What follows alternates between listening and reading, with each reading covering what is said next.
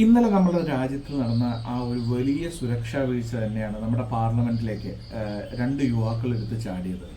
അത് ഒരു ഭയങ്കര സുരക്ഷാ വീഴ്ചയാണ്. കാരണം ഏകദേശം ശൂന്യവേളയിൽ ഒരു അവസാനിക്കുന്ന സമയത്താണ് BJP ഒരു അംഗം സംസാരിച്ചുകൊണ്ടിരിക്കുമ്പോഴാണ് ഇവിടെ എടുത്ത് ചാടുന്നത്.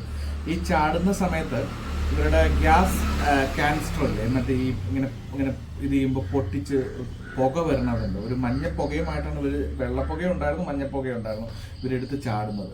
അങ്ങനെ ചാടുന്ന സമയത്ത് ഇവർ പെട്ടെന്ന് തന്നെ ഈ ബെഞ്ചിലൂടെ മുകളിലേക്ക് ചാടി നമ്മളുടെ സ്പീക്കറുടെ അടുത്തേക്ക് ചെല്ലാനും ഒക്കെ ആയിട്ട് ശ്രമം ഉണ്ടായിരുന്നു. ഇവരുടെ കയ്യിൽ വേറെ ആയുധങ്ങളോ കാര്യങ്ങളോ ഒന്നും ഉണ്ടായിരുന്നില്ല. അവരുടെ ഉദ്ദേശം ഈ ഒരു ഏകാധിപത്യം തൊലയട്ടെ എന്നൊക്കെ പറഞ്ഞിട്ടുള്ള ഈ ഒരു സമരം ആ ജനങ്ങളിലേക്ക് എത്തിക്കുക എന്നുള്ളതായിരുന്നു. പക്ഷെ ഇത് കടുത്ത കൈയായിപ്പോയി. ഇത് പാർലമെന്റിന്റെ അകത്ത് ഇതൊരു വലിയ സുരക്ഷാ വീഴ്ചയുമാണ്. കാരണം അതിൻ്റെ അകത്തേക്ക് ഇരിക്കണമെങ്കിൽ ആരുടെയെങ്കിലൊക്കെ ശുപാർശയും ഇതിലൂടെയാണ്, അല്ലെങ്കിൽ മീഡിയ പേഴ്സൺസ് ആയിരിക്കണം. സോ മീഡിയ പേഴ്സൺസിനും അങ്ങനെ ചെന്ന് കയറാൻ പറ്റില്ല. സോ അത്രയും സുരക്ഷയൊക്കെ ഉള്ള ഒരു സ്ഥലത്തേക്കാണ് ഇവര് നമ്മുടെ മൈസൂരുള്ള ഒരു BJP ആളുടെ സമ്മതത്തോടുകൂടിയാണ് ഒരു പാസ് ഒപ്പിച്ചിട്ടാണ് ഇവർ ഇതിൻ്റെ അകത്ത് കയറുന്നത്. അങ്ങനെ D മനോരഞ്ജൻ, അതുപോലെ തന്നെ അമോൽ ഷിൻഡെ ഒരു 25 വയസ്സുകാരൻ, അതേപോലെ ഒരാൾ കൂടി ഉണ്ട്. അത് കൂടാണ്ട് ഇത് അവിടെ നടക്കുന്നതിന് തൊട്ട് മുമ്പ് പുറത്ത് സ്ത്രീകളും ഒരു നീലം ദേവി എന്ന് പറഞ്ഞിട്ട് അവരൊക്കെ ഇതിന്റെ പുറത്തും ഇതേപോലെ മഞ്ഞപ്പുകയും സമരവും ഒക്കെ നടത്തുന്നുണ്ടായിരുന്നു. ഈ സമയത്താണ് എടുത്ത് ചാടുന്നത്. അതൊരു വലിയ സുരക്ഷാ വീഴ്ചയായിരുന്നു. അതിനെക്കുറിച്ച് നമുക്ക് ഇന്നത്തെ വായിക്കാം. കാരണം രണ്ട് കാര്യങ്ങളാണ്. ആ കറുത്ത ദിനം എന്ന് പറഞ്ഞിട്ടാണ് ടൈറ്റിൽ കൊടുത്തിരിക്കുന്നത്. ഇന്ത്യൻ ജനാധിപത്യത്തിൽ വീണ്ടും ഒരു കറുത്ത ഡിസംബർ 13. 22 വർഷം മുമ്പ് ഇതേ ദിവസമാണ് ചരിത്രത്തിൽ ആദ്യമായി പാർലമെന്റ് മന്ദിരത്തിന് നേരെ ഭീകരാക്രമണം ഉണ്ടായത്. ഒരിക്കലും ആവർത്തിക്കരുതെന്ന് ഓരോ പൗരനും ആഗ്രഹിച്ച ദിനം. എന്നാൽ അതിന്റെ വാർഷിക ദിനത്തിൽ തന്നെ വീണ്ടും സുരക്ഷാ വീഴ്ച. അത്യാഹിതമൊന്നും ഉണ്ടായിട്ടില്ലെങ്കിലും ഞെട്ടലിനപ്പുറം നാണക്കേട് കൂടിയാണിത്. ഒരു സംശയമില്ല, നാണക്കേടിനേക്കാൾ ഉപരി, നാണക്കേടൊക്കെ രണ്ടാമത്തെ ഒരു കാര്യം, മറ്റുള്ള പാർട്ടിക്കാർ പറയുന്നതും കാര്യങ്ങളുമാണ്. അതിനേക്കാൾ ഉപരി സുരക്ഷാ വീഴ്ച എന്നുള്ളതൊരു ശക്തമായിട്ട് പറയേണ്ട ഒരു കാര്യമാണ്. കാരണം അതിൻ്റെ അകത്ത് ഇവർ ഷൂവിൻ്റെ അകത്താണ് ഈ ഗ്യാസ് കനിസ്റ്റർ വെച്ചുകൊണ്ട് പോയിരിക്കുന്നത്. അപ്പോൾ അത്രയും ഇതെന്താ കാര്യം എന്നറിയാമോ? ഇത് ഞാൻ പലപ്പോഴും പല സ്ഥലങ്ങളിൽ ട്രാവൽ ചെയ്യുമ്പോൾ ഞാൻ മനസ്സിൽ വിചാരിച്ചിട്ടുണ്ട്, നമുക്ക് സുഖമായിട്ട് പല കാര്യങ്ങൾ ഇപ്പോഴും ഇന്ത്യയിൽ ചെയ്യാൻ സാധിക്കുന്നു. കാരണം ഇനി അറിയില്ല, നമ്മൾക്ക് നമ്മുടെ കയ്യിൽ ഒന്നും ഇല്ലാത്തത് കൊണ്ടോ അല്ലെങ്കിൽ നമുക്കങ്ങനെ ഇത് ചിന്തകളില്ലാത്തതുകൊണ്ട് ചിലപ്പോൾ നമ്മളെ ആരും നോക്കുന്നുണ്ടാവില്ല.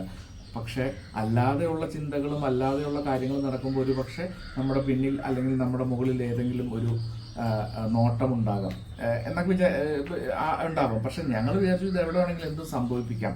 അത് തന്നെയാണ് ഇന്നലെ അവിടെ സംഭവിച്ചത്. ആരും ശ്രദ്ധിച്ചിട്ടുണ്ടാവില്ല, ഇങ്ങനൊരു കുഴപ്പമുണ്ടാവുമെന്ന് വിചാരിക്കുന്നില്ല.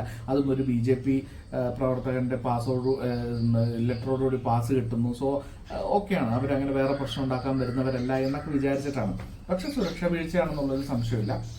ഈ 13/12/2001 നടന്നു നിങ്ങൾക്ക് അറിയാലോ. രാവിലെ 11:45 ആഭ്യന്തര മന്ത്രാലയത്തിന്റെ വ്യാജ സ്റ്റിക്കർ പതിപ്പിച്ച് അംബാസഡർ കാറിലെത്തിയ ജെയ്ഷെ മുഹമ്മദ് ലഷ്കർ തൊയ്ബ ഭീകരർ ആക്രമണം അഴിച്ചുവിട്ടു. സംഘത്തിൽ 5 പേരുണ്ടായിരുന്നു. 30 മിനിറ്റ് നീണ്ടുന്ന വെടിവെപ്പിലും ഗ്രനേഡ് ആക്രമണത്തിലും സുരക്ഷാ ഉദ്യോഗസ്ഥരടക്കം 9 പേർക്ക് ജീവൻ നഷ്ടപ്പെട്ടു, 18 പേർക്ക് പരിക്കേറ്റു. പ്രത്യാക്രമണത്തിൽ 5 ഭീകരരെയും സുരക്ഷാ സേന വധിച്ചു. അതൊക്കെ സത്യമാണ്, പക്ഷെ എന്നാലും ഇങ്ങനെയൊന്നും വരാൻ പാടില്ലാത്തതാണ്. അപ്പോൾ അതേപോലെ തന്നെയാണ് 4-ാം നമ്പർ ഗാലറിയിൽ നിന്നും ഒരാൾ സഭാ ചേംബറിലേക്ക് കമ്പികളിലൂടെ തൂങ്ങിയിറങ്ങി മേശകളിലൂടെ സ്പീക്കറുടെ ലക്ഷ്യമാക്കി മുന്നോട്ട്. ഒരു സംഘം MP-മാർ ചാടി നീങ്ങുന്ന യുവാവിന് പിന്നാലെ രണ്ടാമനും ചേംബറിലേക്ക് ഇറങ്ങുന്നു. MP-മാർ പിടിച്ചുവെച്ച ആദ്യം ചാടിയ അയാളെയും രണ്ടാമനെയും സുരക്ഷാ ഉദ്യോഗസ്ഥരുടെ പിടിയിലാവുന്നു. ആദ്യം ചാടിയ ആളെ നമ്മുടെ MP-മാരൊക്കെ കൂടി ബാക്കി രണ്ടാമത് വന്നവരെ ഉദ്യോഗസ്ഥരും കൂടി പിടിച്ചു നിർത്തുന്നു. ഗംഭീരം. അത് ആ സമയത്ത് നന്നായി. അല്ലെങ്കിൽ ഇവരെല്ലാവരും പേടിച്ച് മാറിയിരുന്നെങ്കിൽ ഒന്നും സംഭവിക്കാനില്ല അദ്ദേഹത്തിന്റെ മുമ്പിൽ പോയി. കാരണം ഈ ജൈവിളിയും കാര്യങ്ങളുമാണ് നടന്നിരിക്കണേ. അതാണ് സംഭവിച്ചിരിക്കുന്നത്. സോ ഇത് വളരെ സിമ്പിളായിട്ട് വായിച്ചു പറയുകയാണെങ്കിലത്തെ കാര്യമാണ് ഇങ്ങനെ. അപ്പോൾ ഇതൊരു സുരക്ഷാ വീഴ്ച. അത് ഇന്നലെ നമ്മുടെ 22ാം വാർഷികം നമ്മൾ പാർലമെന്റിൽ ആചരിക്കുകയും പരിപാടികളൊക്കെ നടക്കുന്ന സമയത്താണ് ഇത് നടന്നിരിക്കുന്നത്. അപ്പോൾ ആ ദിവസമെങ്കിലും കൃത്യമായിട്ട് സുരക്ഷാ വീഴ്ച ഇല്ലാതെ പോകേണ്ടതായിരുന്നു. അതിൽ ഈ പാർലമെന്റ് ഈ ഇതുമായി ബന്ധപ്പെട്ടിട്ട് ഉച്ചയ്ക്ക് 1:01 ശൂന്യവേള തുടർന്നതിനിടയിലാണ് മുദ്രാവാക്യം വിളികളോടെ ലോക്സഭാ ചേംബറിൽ കടന്നു കയറിയ യുവാക്കൾ. ഷൂവിന്റെ അകത്താണ് ഒളിപ്പിച്ചു വെച്ചത്. ഞാൻ ഓൾറെഡി പറഞ്ഞിരുന്നു. പുകയ്ക്കും പിന്നാലെ ഗന്ധവും പരന്നു. അങ്ങനെ ഒരു വല്ലാത്ത സിറ്റുവേഷൻ ആയിരുന്നു. അതിൽ ഹിന്ദിയിൽ അവർ പറഞ്ഞ താനാഷായി നെഹി ചലേഗി എന്ന് പറഞ്ഞാൽ ഏകാധിപത്യം അനുവദിക്കില്ല എന്നാണ് അവർ പറഞ്ഞത്. ഭരണഘടനാ മൂല്യങ്ങൾ സംരക്ഷിക്കുക, ഭാരത് മാതാ കി ജയ്, ജയ് ഭീം, ജയ് ഭാരത് എന്നീ മുദ്രാവാക്യങ്ങൾ ഇവർ മുഴക്കി. സംഭവവുമായി ബന്ധപ്പെട്ട് മൈസൂർ സ്വദേശി ഡി മനോരഞ്ജൻ 34 വയസ്സ്, ലക്നൗ സ്വദേശി സാഗർ ശർമ്മ 27, ഹരിയാന സ്വദേശി നീലം ദേവി 35, മഹാരാഷ്ട്ര ലാത്തൂർ സ്വദേശി അമോൽ ഷിൻഡെ 25, വിശാൽ എന്നിവരെ പോലീസ് അറസ്റ്റ് ചെയ്തു. ഇവരെ ചോദ്യം ചെയ്തു വരുന്നു. ബിജെപിയുടെ മൈസൂർ ലോക്സഭാ അംഗം പ്രതാപ് സിംഹയുടെ ശുപാർശയിൽ സന്ദർശക പാസ് ലഭിച്ച യുവാക്കളാണ് നടുക്കം വിതച്ചത്. അതിനെക്കുറിച്ച് പറയുന്നു. സഭയിൽ മഞ്ഞപ്പുക അങ്ങനെയുള്ള കുറെ കാര്യങ്ങൾ പറയുന്നുണ്ട്. സോ എന്തൊക്കെ പറഞ്ഞാലും സുരക്ഷാ വീഴ്ച തന്നെയാണ്, ഒരു സംശയം കൂടാണ്ട് പറയാൻ പറ്റും. അതേപോലെ തന്നെ നമ്മൾ അടുത്ത ന്യൂസിലേക്ക് പോവുകയാണെങ്കിൽ, ഏറ്റവും നമ്മുടെ ശബരിമലയിലെ ദുരിതം പമ്പയിലേക്ക് മറ്റിടങ്ങളിലൊക്കെ കുറച്ച് ആശ്വാസം വന്നിട്ടുണ്ട്. അതിനെക്കുറിച്ചുള്ള ഒരു ന്യൂസ് ഉണ്ട്. ഒരു കുട്ടി ഇങ്ങനെ തേങ്ങയായിട്ട് നിൽക്കുന്ന 6 ദിവസമായി ശബരിമല തീർത്ഥാടകർ അനുഭവിക്കുന്ന ദുരിതത്തിന് നേരിയ ശമനം. എരുമേലി, പത്തനംതിട്ട, നിലയ്ക്കൽ എന്നിവിടങ്ങളിൽ ആശ്വാസം. പക്ഷേ പമ്പയിൽ തീർത്ഥാടകർക്ക് നേരിടാനുണ്ടായിരുന്നത് പൊള്ളുന്ന വെയിൽ ചൂടിലെ കുരുക്ക്. ബുധനാഴ്ച ശബരിമല തീർത്ഥാടനവുമായി ബന്ധപ്പെട്ട് സർക്കാർ ഇടപെടലുകൾ, കോടതി നടപടി എന്നിവയിലൂടെ എന്നും പറഞ്ഞിട്ടുള്ള ഒരു ന്യൂസാണ് അത് കൊടുത്തിരിക്കുന്നത്. തിരക്കേറി പമ്പിൽ ഭയങ്കര തിരക്കാണെന്നുള്ള ഇത് തന്നെയാണ്. കാരണം വെയിലും ചൂടും എല്ലാം കൂടി വരുമ്പോൾ ഒരു വല്ലാത്ത ക്ലൈമറ്റുമാണ്. സോ നേരിയ ആശ്വാസം. അങ്ങനെ നേരിയ ആശ്വാസത്തിലേക്ക് വരട്ടെ. എല്ലാവർക്കും സുഖമായിട്ട് തൊഴാനും അല്ലെങ്കിൽ അവർക്ക് അവിടെ പോയി തൊഴുതു വരാനുള്ള ഒരു സൗകര്യം ഉണ്ടാക്കുക എന്നുള്ളത്. ഇതിൽ പാർട്ടിയെ ഞാൻ ഇന്നലെ പറഞ്ഞു, ഈ പാർട്ടിയെ കുറിച്ചൊക്കെ പറയുന്നത് അങ്ങനെ ഇങ്ങോട്ടും ഈ രാഷ്ട്രീയ ലക്ഷ്യം ഇതിൽ വരുത്താതിരിക്കുക എന്നുള്ളത് മാത്രമേ എനിക്ക് അഭിപ്രായമുള്ളൂ. പിന്നെ ഇന്നലെ ഉപതെരഞ്ഞെടുപ്പിൽ UDF കുതിപ്പ് എന്ന് പറഞ്ഞിട്ടുണ്ട്. UDF 17 സ്ഥലത്തും LDF 10 സ്ഥലത്തും ജയിച്ചിട്ടുണ്ട്. തദ്ദേശ സ്വയംഭരണ സ്ഥാപനങ്ങൾ 33 വാർഡുകളിലേക്ക് ചൊവ്വാഴ്ച നടന്ന തെരഞ്ഞെടുപ്പിൽ UDFന് വൻ മുന്നേറ്റം. നിലവിലുണ്ടായിരുന്ന 12 സീറ്റിൽ നിന്ന് 17ലേക്ക് കുതിച്ചു. 12ൽ നിന്നും 17ലേക്ക് കുതിച്ചപ്പോൾ 5 സീറ്റ് കൂടിയുണ്ട്. 2 വീതം സീറ്റ് LDFനും BJPക്കും നഷ്ടമായി. 2 സീറ്റ് വെച്ച് AAPക്ക് 1 സീറ്റ് ജയിച്ചു. തെരഞ്ഞെടുപ്പിന് മുമ്പ് LDF 12, UDF 12, സ്വതന്ത്രൻ ഉൾപ്പെടെ NDA 6, SDPI 2, സ്വതന്ത്രൻ 1 എന്നിങ്ങനെയായിരുന്നു നില. CPMന്റെ 3 സീറ്റ് കോൺഗ്രസിന് 1 സീറ്റും BJPയും പിടിച്ചെടുത്തു. BJPയുടെ 2 സീറ്റ് CPMനും 1 CPIക്കും കോൺഗ്രസിന്റെ 1 സീറ്റ് CPMനും സ്വന്തമാക്കി. അപ്പോൾ അങ്ങനെയാണ് ഇതിനെക്കുറിച്ച് പറയുന്നത്. അതേപോലെ തന്നെ ഇന്നലെ പ്രധാനപ്പെട്ട ഒരു ന്യൂസ് എന്ന് പറഞ്ഞു കഴിഞ്ഞാൽ നമ്മുടെ ഇസ്രായേലിനെ വിമർശിച്ച ബൈഡൻ ഇതുവരെ അങ്ങനെ ഒരു പൊതു വേദിയിൽ വന്നിട്ട് ഒരിക്കലും അങ്ങനെ പറഞ്ഞിട്ടില്ല. പക്ഷെ ഇന്നലെ നമ്മൾ ഇതിനെക്കുറിച്ച് പറഞ്ഞിരിക്കുകയാണ്. ഇസ്രായേൽ ഗാസയിൽ കൂട്ടക്കുരുതി തുടർന്നു കഴിഞ്ഞാൽ അവർക്കുള്ള അന്താരാഷ്ട്ര പിന്തുണ നഷ്ടപ്പെടുകയാണെന്ന് ജോ ബൈഡൻ വാഷിംഗ്ടൺ ധനസമാഹരണ പരിപാടിയിൽ സംസാരിക്കുകയായിരുന്നു അദ്ദേഹം. യുദ്ധം ആരംഭിച്ച ശേഷമുള്ള ഇസ്രായേലിനെതിരെയുള്ള ആദ്യത്തെ ഒരു അദ്ദേഹത്തിന്റെ സംസാരിക്കുന്ന ആദ്യമായിട്ടാണ്. നെതന്യാഹു എൻ്റെ സുഹൃത്താണ്. സർക്കാരിന്റെ തീവ്ര ചിന്താഗതികളും നിലപാടുകളും അദ്ദേഹം മാറ്റണം. പ്രശ്നപരിഹാരമായ ദ്വിരാഷ്ട്ര ഫോർമുലയോടുള്ള സമീപനവും മാറ്റിയേ തീരൂ. ഇസ്രായേലിന്റെ ചരിത്രത്തിൽ ഏറ്റവും യാഥാസ്ഥികരായ ഭരണകൂടമാണ് ഇപ്പോഴെന്ന് ബൈഡൻ പറഞ്ഞു. അപ്പോൾ അതിനെക്കുറിച്ച് പറയുന്നുണ്ട്. കടം വാങ്ങുന്നതിന് കടിഞ്ഞാൻ കേന്ദ്രത്തിനെതിരെ കേരളം സുപ്രീം കോടതി. സംസ്ഥാനത്തിന്റെ കടം വാങ്ങൽ ശേഷിക്ക് കേന്ദ്രം പരിമിതി അടിച്ചേൽപ്പിക്കുന്നുവെന്നാരോപിച്ച് കേരളം സുപ്രീം കോടതിയെ സമീപിച്ചു. കടം വാങ്ങുന്നതിന് കടിഞ്ഞാനിട്ടതാണ്. അപ്പോൾ അതിന് പറ്റില്ല, ഞങ്ങൾക്ക് കടം ഇനിയും വാങ്ങിക്കണം എന്നുള്ള രീതിയിൽ ഇവർ ഹർജി കൊടുത്തിരിക്കുകയാണ്. സുപ്രീം കോടതി സമീപിച്ചു. കേന്ദ്രവുമായുള്ള സംസ്ഥാനങ്ങളുടെ തർക്കം തീർപ്പാക്കാൻ ഭരണഘടന 131 വകുപ്പ് പ്രകാരം സുപ്രീം കോടതി ഇടപെടൽ ആവശ്യപ്പെട്ട് ഒറിജിനൽ സ്യൂട്ട് ഹർജിയാണ് കേരളം ഫയൽ ചെയ്തത്. കേന്ദ്ര നടപടി സംസ്ഥാനത്തിന് വലിയ സാമ്പത്തിക പ്രതിസന്ധി ഉണ്ടാക്കുമെന്നും കേരളം ചൂണ്ടിക്കാട്ടി. കടമെടുക്കലിന് പരിധി നിശ്ചയിക്കുന്നത് സാമ്പത്തിക ഫെഡറലിസത്തിന്റെ തത്വങ്ങൾ ലംഘിക്കുന്നതാണ്. ബഡ്ജറ്റും കടമെടുപ്പും കൈകാര്യം ചെയ്യാനും ധനസ്ഥിതി നിയന്ത്രിക്കാനും സംസ്ഥാനത്തിന് അധികാരമുണ്ട്. സംസ്ഥാനങ്ങൾക്ക് അവരുടെ ധനകാര്യ സ്വയംഭരണത്തിന് ഭരണഘടനാ അവകാശം നൽകുന്നുണ്ട് എന്നൊക്കെ പറഞ്ഞിട്ടാണ്. കടം വാങ്ങിക്കേണ്ടെന്ന് വെച്ചിട്ടാണ്. കടം കൂടുന്തോറും നമ്മൾ എല്ലാവരും പ്രശ്നത്തിലേക്ക് ചെല്ലും. അതാ കാര്യം. പിന്നെ അതേപോലെ തന്നെ ലക്ഷദ്വീപ് മലയാളം വിട്ടെന്ന് പറഞ്ഞിട്ട് CBSEയിലേക്ക് മലയാളം വിട്ടു. കേരള സിലബസിൽ നിന്നും മാറി അടുത്ത അധ്യയന വർഷം മുതൽ ലക്ഷദ്വീപ് CBSEയിലേക്ക് ലക്ഷദ്വീപ് വിദ്യാഭ്യാസ ഡയറക്ടറേറ്റ് ഇത് സംബന്ധിച്ച് ഉത്തരവിറക്കി. ലക്ഷദ്വീപിന്റെ വിദ്യാഭ്യാസ നിലവാരം ഉയർത്തുകയാണ് മാറ്റത്തിലൂടെയെന്ന് ലക്ഷ്യമിടുന്നത്. കേന്ദ്രഭരണ പ്രദേശമായ ലക്ഷദ്വീപിന്റെ അഡ്മിനിസ്ട്രേറ്ററുടെ അംഗീകാരത്തോടെയാണ് മലയാളത്തിൽ നിന്നും ഇംഗ്ലീഷിലേക്കുള്ള മാറ്റമെന്ന് ദ്വീപ് വിദ്യാഭ്യാസ ഡയറക്ടർ രാകേഷ് ദഹിയ ഉത്തരവിൽ പറയുന്നു. പിന്നെ രസകരമായിട്ടുള്ളതെന്ന് പറഞ്ഞാൽ ഒരു ഫോട്ടോ ഉണ്ട്. കോട്ടയം ഏറ്റുമാനൂർ മണ്ഡലത്തിൽ നവകേരള സദസ്സിനായി പോകുന്ന മുഖ്യമന്ത്രിയെയും മറ്റു മന്ത്രിമാരെയും ചവിട്ടുവരിയിൽ എന്ന് പറഞ്ഞ സ്ഥലം കേട്ടോ, ചവിട്ടുവരിയിൽ വെച്ച് കരിങ്കൊടി കാണിക്കുന്നു. മഹിളാ കോൺഗ്രസ് സംസ്ഥാന സെക്രട്ടറി മഞ്ജു M. ചന്ദ്രനും കോട്ടയം ജില്ലാ വൈസ് പ്രസിഡന്റ് രഞ്ജിനി സന്തോഷും. പെട്ടെന്നായതുകൊണ്ട് ലേഡീസ് സ്റ്റാഫിനെ കിട്ടിയില്ല, അതുകൊണ്ട് ഒന്നും ചെയ്യാനും പറ്റൂല പോലീസുകാർക്ക്. എന്തായാലും കൊള്ളാം. അപ്പോൾ നമ്മൾ അടുത്ത പേജിലേക്ക്, രണ്ടാമത്തെ പേജിലേക്ക് നമ്മൾ പോകുമ്പോൾ ഇവിടെ എന്തൊക്കെയാണ്, നമ്മുടെ പൂർണ്ണത്രേശ്വര ക്ഷേത്രത്തിൽ വൃശ്ചികോത്സവത്തിൻ്റെ ഭാഗമായി നടന്ന ഭഗവാന്റെ ശിവേലി അതൊക്കെ നടക്കുന്നുണ്ട്. പിന്നെ രണ്ടാമത്തേലും മൂന്നാമത്തേലും പ്രത്യേകിച്ച് കാര്യങ്ങളൊന്നുമില്ല. ഇതുപോലുള്ള ന്യൂസസാണ്. 4-ലും 5-ലും PG പഠനത്തിന് റിലയൻസ് ഫൗണ്ടേഷൻ സ്കോളർഷിപ്പ് ഉണ്ട് കേട്ടോ. അപ്പോൾ അത് അപേക്ഷ ഡിസംബർ 17 വരെ നൽകാം.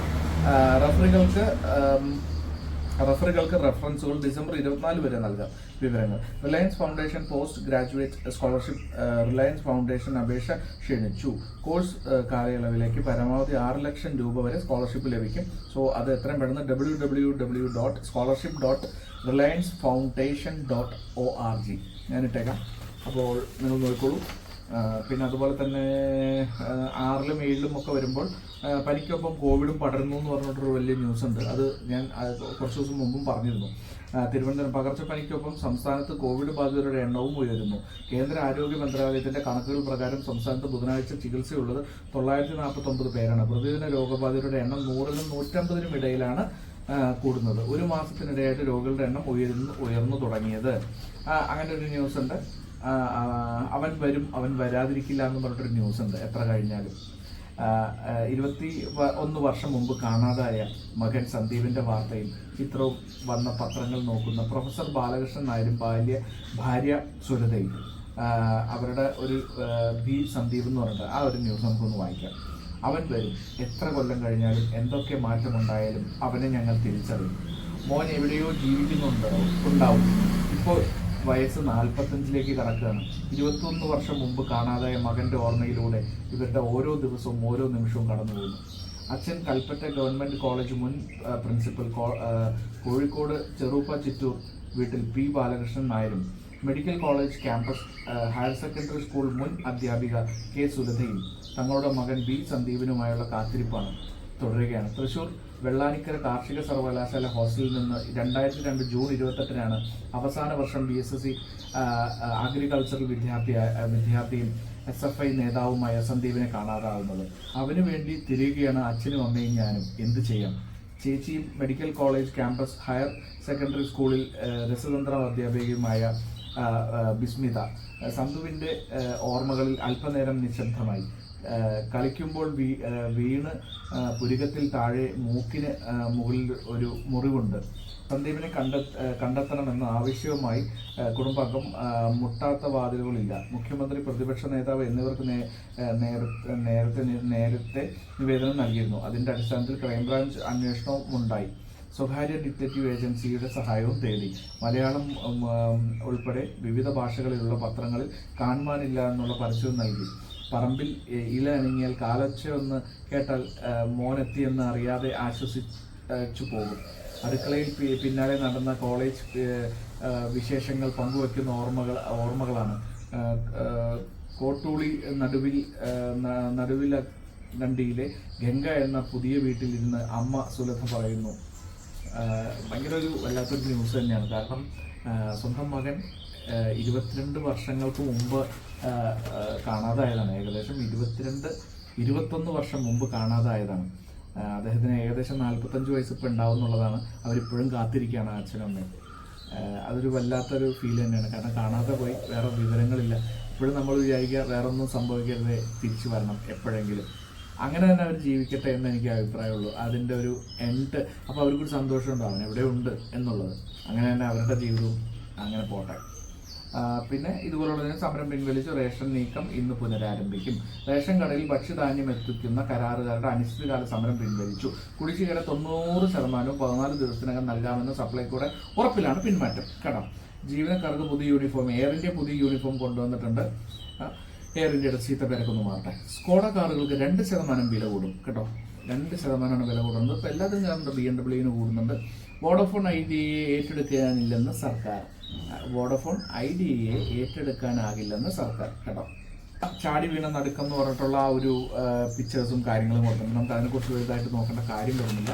അത് ഓൾറെഡി സുരക്ഷാ വീഴ്ചയാണ്.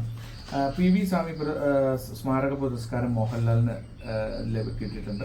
സ്വാതന്ത്ര്യ സമര സേനാനി, പ്രമുഖ വ്യവസായിയും രാഷ്ട്രീയ, സാമൂഹിക, സാംസ്കാരിക, വിദ്യാഭ്യാസ മേഖലകളിൽ വ്യക്തിമുദ്ര പതിപ്പിച്ച വ്യക്തിമായ PV സ്വാമിയുടെ സ്മരണയായി ഏർപ്പെടുത്തിയ ഇൻഡസ്ട്രിയൽ ആൻഡ് സോഷ്യോ കൾച്ചറൽ പുരസ്കാരത്തിന് നടൻ മോഹൻലാൽ അർഹനായി.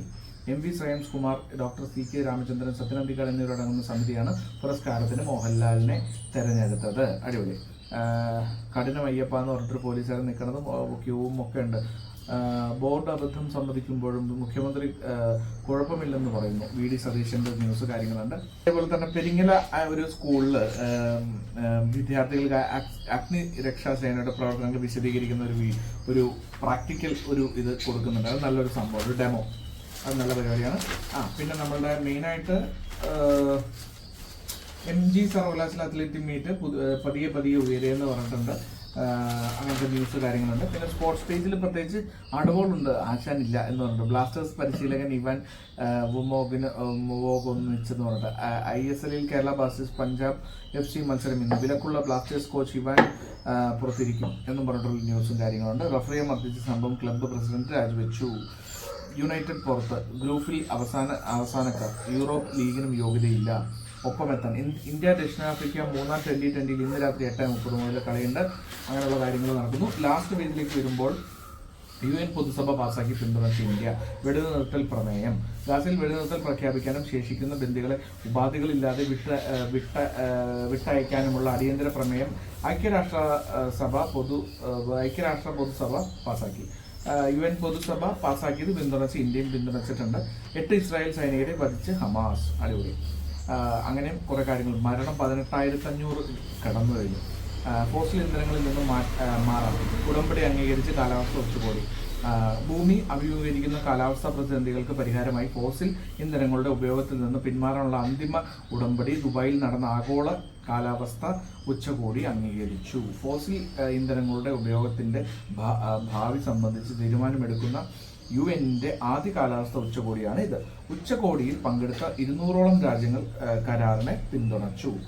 സഹായം അഭ്യർത്ഥിച്ച് സെലൻസ്കി ബൈഡനെ കണ്ടു. കേട്ടോ, എന്ന് പറഞ്ഞാൽ റഷ്യക്കെതിരെയും യുദ്ധത്തിൽ തങ്ങൾക്ക് കൂടുതൽ സഹായം അനുവദിക്കാൻ US-നോട് വീണ്ടും അപേക്ഷിച്ച് Ukraine president Vladimir Zelensky capitol ഹില്ലിൽ നടത്തിയ പ്രസംഗത്തിൽ സഹായത്തിന് അംഗീകാരം നൽകാൻ കോൺഗ്രസ് സംഘടനകളോട് സെലൻസ്കി അഭ്യർത്ഥിച്ചു എന്ന് പറഞ്ഞിട്ടുള്ള ന്യൂസ് കാര്യങ്ങളൊക്കെ ഉണ്ട്. സോ ഇന്നത്തെ ന്യൂസ് ഇതൊക്കെ തന്നെയാണ്. നമ്മുടെ മെയിനായിട്ടുള്ള പാർലമെന്റ് സുരക്ഷയും കാര്യങ്ങളുമാണ്. അതുമായി ബന്ധപ്പെട്ടിട്ടുള്ള ന്യൂസാണ്. പിന്നെ ശബരിമലയുടെ കാര്യങ്ങളൊക്കെ ഉണ്ടായിരുന്നു. എന്തൊക്കെ പറഞ്ഞാലും സുരക്ഷാ വീഴ്ച വരാൻ പാടില്ലാത്തതാണ്. നമുക്ക് അനുഭവമുള്ള അതേ ദിവസം 22 വർഷങ്ങൾക്ക് മുമ്പുണ്ടായ അതേ കാര്യമല്ല, അതേ ദിവസമാണ് ഇത് നടന്നിരിക്കുന്നത്. അത് അന്നെങ്കിലും ശ്രദ്ധിക്കേണ്ടതായിരുന്നു. അന്നെങ്കിലും വീണ്ടും എടുത്തു പറയുന്നു. അപ്പോൾ ഇത്രയൊക്കെ തന്നെ പറയാനുള്ളൂ. നിങ്ങൾ കണ്ടുകൊണ്ടിരുന്ന ഡെയിലി ടെയിൽ ടോക്സിലെ പത്രവായനയാണ്. അപ്പോൾ ന്യൂ ഇയർ ആഘോഷിക്കാൻ ഡിസ്ട്രിക്ട് 9ലേക്ക് പൊക്കോളൂ. ഞാൻ ഡീറ്റെയിൽസ് കാര്യങ്ങൾ കൊടുത്തിട്ടുണ്ട്. വേറൊന്നും പറയാനില്ല. ഒരു അടിപൊളി ഗുഡ് മോർണിംഗ്. നാളെ വെള്ളിയാഴ്ച, മറ്റന്നാൾ ശനിയാഴ്ച പൊളി മൊത്തം ക്രിസ്മസ് സെലിബ്രേഷൻ പരിപാടികളൊക്കെ നടക്കുന്നുണ്ട്. വേറൊന്നും പറയാനില്ല. അപ്പോൾ ഗുഡ് മോർണിംഗ്.